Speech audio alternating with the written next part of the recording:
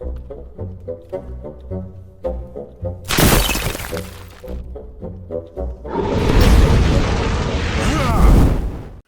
everybody, it's me, Riffraff Hornhelm, and I'm back again with another presentation from the Dwarven Vault. And today we have a, well, let's call it a, like an item, monster item review. I'm going to lump it under the monster reviews, but really this is from Deities and Demigods, the original Deities and Demigods, and I do mean the original Deities and Demigods, for use with Dungeons and Dragons or Advanced Dungeons and Dragons. And this particular one has to do with the Finnish mythos. So, you know, from Finland, all that kind of good stuff, which is in the book, and managed to make it through all versions of the book. But it doesn't have to do with the actual gods themselves. Once again, what I'm looking at really are the creatures, the non-deities and demigods, as well as the items that sometimes show up under these different mythologies. Like I said, today's the Finnish one. So we're going to look at two specific items on this today, and that's the magic wool and the rake. Now, the magic wool is a segment of wool that is obviously magical, and when you rub it against your flesh, it will create, once a month, a flock of 30 sheep. That's pretty cool. Now, this isn't something that's going to be useful to everybody, but it's certainly going to have a high value if you are able to create, once a month, a flock of 30 sheep. So in a year's time, you got over 300 of these things. That's pretty cool. It's a lot of wool. That's a lot of money. And properly used, or I guess uniquely used, you can create, say, your own thundering herd that you can let loose to run through a town and cause havoc, or through an orcish army, causing havoc by not only knocking them over, but making them hungry and starting to eat right away.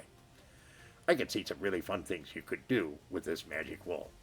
Of course, as a DM, placing this in your dungeon and giving it some appropriate purpose could make this a lot of fun. So that's one of the items, is the magic wool. Let's talk about the other one, which is the iron rake. What is that really? Well, the description is very apt. It's a wooden handle with a iron rake head on the end of it, but it's magical. The user can extend it up to 200 yards. So that's a little less than 200 meters. That's nuts. However, if you're trying to cross long distances, or the real reason it was invented, Lemminkainen's mother is the one from, this is from the Finnish mythology. I think I said that right. I hope I did. Uses this rake, which she can change in length. The user can change the length of it, anything from its normal length up to 200 yards, to try and fish out his body, which eventually she did. Now, that gives this rake one other slight power that could be interesting.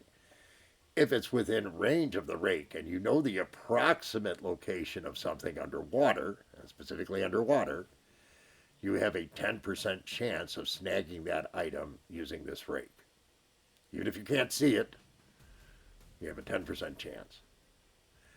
Now, this could be a real interesting item for, well, for instance, for a thief to carry or whatever, but it's, once again, an item that you could place into a dungeon that has very unique properties and unique uses that could make your adventure a little bit more interesting. What's really important about both of these items is nobody, or very rarely, will anybody have a clue what you're talking about or where it came from. There's a lot of little items like this throughout Deities and Demigods that are a great add-in in a dungeon. Sometimes can be a focal point for a dungeon.